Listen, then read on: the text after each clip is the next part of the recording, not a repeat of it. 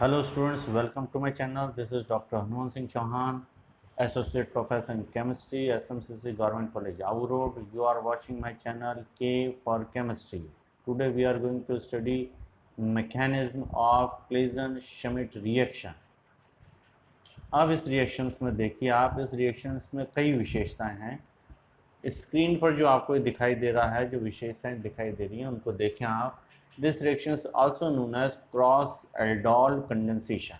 अब इस रिएक्शन का नाम जो क्रॉस एल्डोल कंडेंसेशन है, इसके मायने क्या होते हैं वो आप देखेंगे। आप देखो, एल्डोल का मतलब यह है कि एल मतलब एल्डिहाइड ग्रुप भी है इसमें, डॉल ऑल का मतलब है इसके अंदर जो है वो अल्कोहलिक ग्रुप भी है। एल मतलब एल्डिहाइड ग्रुप भी है और लास्ट में जो ऑल है इसका मतलब जो है अल्कोहलिक ग्रुप भी है इसमें, इसलिए फंक्शनल ग्रुप पे लगा हुआ होगा, इसलिए इसको हमने नाम दिया है एल्डोल। कंडेंसेशन का मतलब यह है कि इसमें कंडेंसेशन होगा, दो मॉलिक्यूल आपस में मिलेंगे, कंडेंसेशन होगा और एक वाटर का जो मॉलिक्यूल है वो यहाँ से निकल जाएगा, ये है। इसके अलावा क्रॉस भी इसमें लिखा हुआ है। क्रॉस का मतलब यह है कि होल रिएक्शन, ये जो है यहाँ बहुत इंपॉर्टेंट है कि whole reaction depends upon presence of alpha hydrogen atom in substrate like aromatic aldehyde, aliphatic aldehyde, aromatic aldehyde और कीटोन, एलिफेटिक एल्डिहाइड और कीटोन, ये है। तो चाहे वो एरोमेटिक एल्डिहाइड हो या एलिफेटिक एल्डिहाइड हो, एरोमेटिक कीटोन हो या एलिफेटिक कीटोन हो, उनमें अल्फा हाइड्रोजन का होना बहुत ज़रूरी है। अब अल्फा हाइड्रोजन होगा तो एक मॉलिक्यूल का एक मॉलिक्यूल के दो अल्फा हाइड्रोजन और दूसरे मॉलिक्यूल का C डबल बॉन्ड O, ये आपस में मिलेंगे और H2 मॉलिक्यूल निकल जाएगा। तो ये हो गया कंडेंसेशन। अब जो क्रॉस कंडेंसेशन का मतलब यह है कि आप देखें स्क्रीन के ऊपर दिखाई दे रहा है, पहले में हमने लिए दोनों एल्डिहाइड लिए, दूसरे में एक एल्डिहाइड एक कीटोन लिया है, तीसरे में हमने एक एल्डिहाइड और एक कीटोन ही लिया है, फोर्थ के अंदर दोनों कीटोन लिए। लेकिन इनमें अंतर यह है कि पहले वाले ग्रुप में हमने जो हमने बताया कि चार तरह के प्रोडक्ट बनेंगे, क्रॉस जो है इसमें चार तरह के प्रोडक्ट बनेंगे। पहले में जो हमने लिया दोनों एल्डिहाइड तो लिए, लेकिन इसमें ए वाले जो एल्डिहाइड है उसका हमने दो एक्टिव हाइड्रोजन लिए, अल्फा हाइड्रोजन लिए। अल्फा हाइड्रोजन का मतलब है CHO जो ग्रुप है वहाँ से हम स्टार्ट करेंगे, तो वहाँ से जो पहला कार्बन है वो अल्फा कार्बन, इससे लगे हुए जो तीन हाइड्रोजन उनको अपन अल्फा हाइड्रोजन कहेंगे। तो इसके दो अल्फा हाइड्रोजन लिए, ए तो इससे प्रोडक्ट बना, बी के हमने ओ ले लेंगे। दूसरे में हमने क्या किया, हमने एक एल्डिहाइड लिया और एक कीटोन लिया है। तो दूसरे के अंदर हमने क्या किया है कि एल्डिहाइड और कीटोन में से एल्डिहाइड के दो अल्फा हाइड्रोजन लिए, कीटोन का नहीं लिया है हमने, तब एक प्रोडक्ट बन जाएगा। थर्ड स्थिति में हमने एल्डिहाइड और कीटोन तो लिए, लेकिन कीटोन के अल्फा हाइड्रोजन लिए। सेकंड वाले में हमने एल्डिहाइड कीटोन लिए थे, लेकिन उसमें एल्डिहाइड के अल्फा हाइड्रोजन लिए थे। थर्ड के अंदर भी एल्डिहाइड कीटोन ही ले रहे हैं हम, लेकिन कीटोन के एक्टिव हाइड्रोजन काम में ले रहे हैं। फोर्थ में हमने दोनों ही कीटोन लिए, लेकिन उसमें किसी एक कीटोन के एक्टिव हाइड्रोजन को काम में लिया।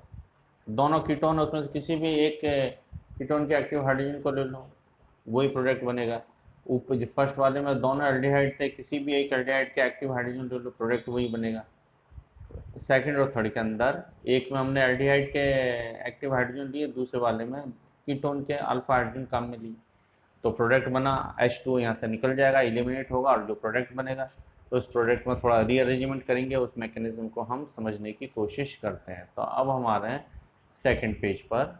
आप देखें यहाँ पर मैकेनिज्म है, ये सारा जो मैकेनिज्म है सारा खेल अल्फा हाइड्रोजन का है। अल्फा हाइड्रोजन जो होंगे, दो अल्फा हाइड्रोजन, वो दूसरे जो सबस्ट्रेट है उसके ऑक्सीजन से रिएक्ट करेंगे और वाटर मॉलिक्यूल निकलेगा, और उसके बाद जो कंपाउंड बनेगा उसमें से भी एक वाटर मॉलिक्यूल को हमको एलिमिनेट करना है, तब जाके डबल बॉन्ड जुड़ेंगे। अब आप देखें इसमें जो मैकेनिज्म है, इस मैकेनिज्म में यह है कि हमको अल्फा हाइड्रोजन युक्त कार्बोनिल ग्रुप लेना है, उसके किसी दूसरे कार्बोनिल ग्रुप से हमको रिएक्शन करानी in presence of dilute NaOH, हमको रिएक्शन करानी है।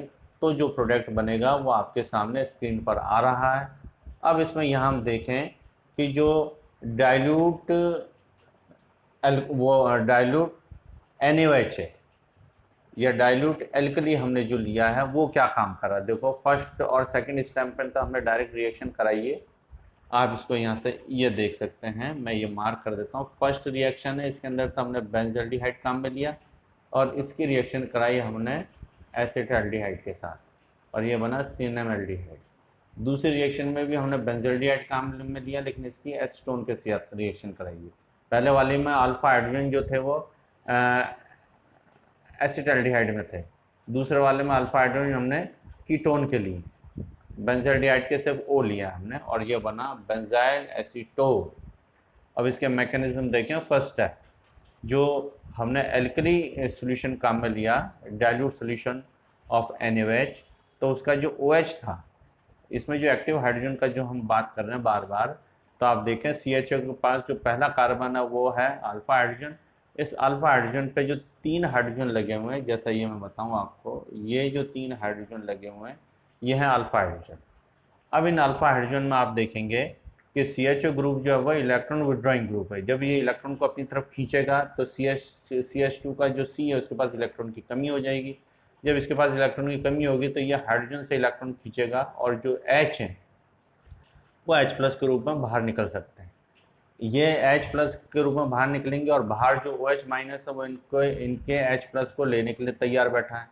तो ये दोनों H जो हैं H+ के रूप में OH- के पास चले जाएंगे, एल्कली के पास चले जाएंगे। जब ये एल्कली के पास चले जाएंगे तो CH जो है CH2 एक H जाएगा OH के पास, एक H+ जो है वो OH- के पास चला जाएगा और H2 बन जाएगा और जो CH2 उसके पास नेगेटिव चार्ज आ जाएगा। नेगेटिव चार्ज आने से ये बन जाएगा कार्ब एनायन। ये कार्ब एनायन है, ये बन गया कार्ब एनायन। अब देखो सेकंड स्टेप में CCH5CHO जो है बेंजल्डिहाइड, उसकी रिएक्शन हमने इस कार्ब एनायन से कराई।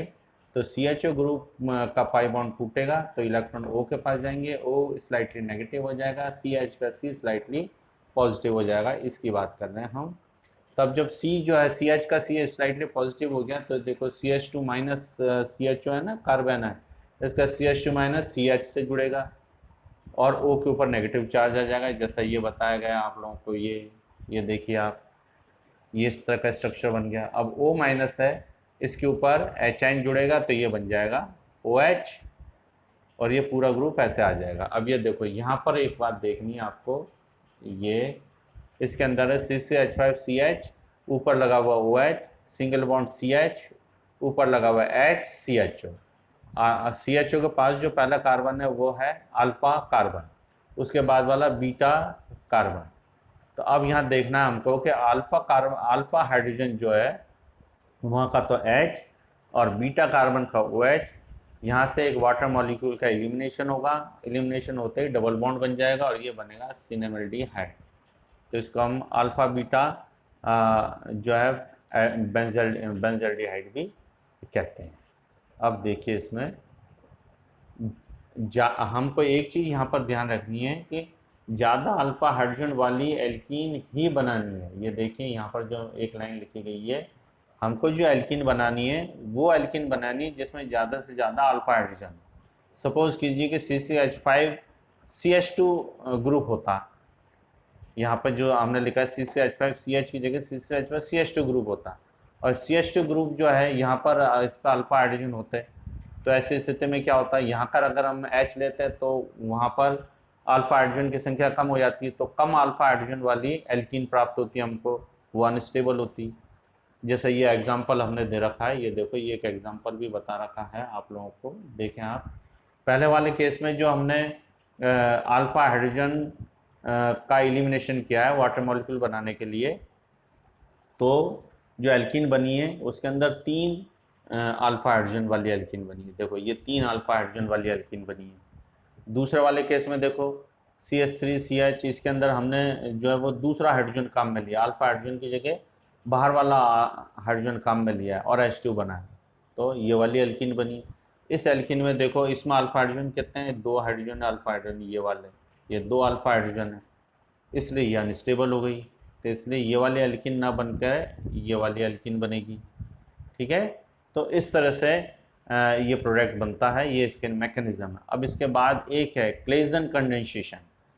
क्लेजन कंडेंसेशन है, ये भी ऊपर वाला जो अभी अपने मैकेनिज्म समझाए उसी की तरह है, बस अंतर इसमें इतना है कि इसमें अपन को एस्टर काम में लेना है। इसमें हमको काम में लेना है एस्टर, और एस्टर भी वाला काम में लेना है जिसमें अल्फा हाइड्रोजन प्रेजेंट हो।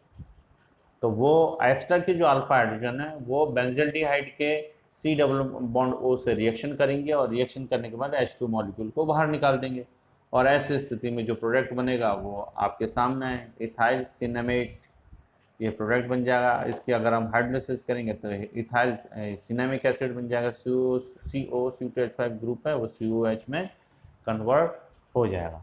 अब ये जो रिएक्शन हमने पढ़ी है, इस रिएक्शन के अंदर जो विशेषताएं हैं, उन विशेषताओं को अगर हम देखें तो इसमें एक विशेषता तो यह है कि इसमें हमको डाइल्यूट जो है NaOH काम में लेना है, डाइल्यूट बेस काम में लेना है। दूसरी इसमें विशेषता यह है कि जो कार्बोनिल ग्रुप है, उन कार्बोनिल ग्रुप में अपन को अल्फा हाइड्रोजन वाला कार्बोनिल ग्रुप लेना, कम से कम एक तो लेना ही है। कार्बोनिल ग्रुप दोनों में हो चलेगा, लेकिन किसी एक के अंदर कम से कम अल्फा हाइड्रोजन का होना जरूरी है। अल्फा हाइड्रोजन होंगे तभी जाके जो है H2 मॉलिक्यूल बनेगा, एक्टिव हाइड्रोजन ग्रुप होंगे। दूसरा, क्रॉस एल्डोल कंडेंसेशन में क्या होगा, जो चार हमने स्थितियां बताई आप लोगों को, दोनों दो एल्डिहाइड हों, सेम सबस्टेट हों, दोनों एल्डिहाइड हों, पहली स्थिति। दूसरी स्थिति में दोनों कीटोन हो। तीसरी स्थिति में एल्डिहाइड कीटोन हो लेकिन एक्टिव हाइड्रोजन एल्डिहाइड में हो। चौथी स्थिति में एल्डिहाइड कीटोन हो लेकिन एक्टिव हाइड्रोजन किस में हो, कीटोन में हो, तब प्रोडक्ट बनेगा। इस चीज़ को ध्यान रखना है हमें। इसके अलावा एक इम्पॉर्टेंट चीज़ है वो और ध्यान रखनी है, जो अभी ये इस पेज पर दिखाई दे रही है, कि हमको जो एल्कीन बनानी है वो ऐसी वाली एल्कीन बनानी है जिसमें ज़्यादा से ज़्यादा अल्फा हाइड्रोजन हो, एक्टिव हाइड्रोजन हो। दो स्थितियाँ हैं, एक स्थिति, और H जो है वो कहाँ से निकालना है, H2 का H कंडेंसेशन में एक्टिव हाइड्रोजन से, अल्फा हाइड्रोजन से निकालना है, क्योंकि ऐसा करने से जो एल्कीन बनेगी उसमें ज़्यादा से ज़्यादा एक्टिव हाइड्रोजन होंगे, अल्फा हाइड्रोजन होंगे, और वही स्टेबल हो। चलो बच्चों, आज के लिए आज के इस वीडियो में इतना ही। Thank you. और हाँ, हमारा चैनल आप सब्सक्राइब करना ना भूलें, सब्सक्राइबर्स बहुत कम है, सब्सक्राइब करना ना भूलें। और दूसरा, इस चैनल से रिलेटेड कोई टेक्निकल प्रॉब्लम हो, कोई उच्चारण में कोई प्रॉब्लम हो, इंग्लिश के हिंदी, हिंदी के इंग्लिश करने में कोई प्रॉब्लम हो, तो कैसी भी कोई बात हो तो आप कमेंट बॉक्स में जाएं और तुरंत कमेंट करें, जिससे हमको अपने चैनल को इम्प्रूव करने में आसानी होगी। थैंक यू वेरी मच आप लोगों का, आप स्टूडेंट्स, आप लोगों का बहुत बहुत धन्यवाद। Thank you sir.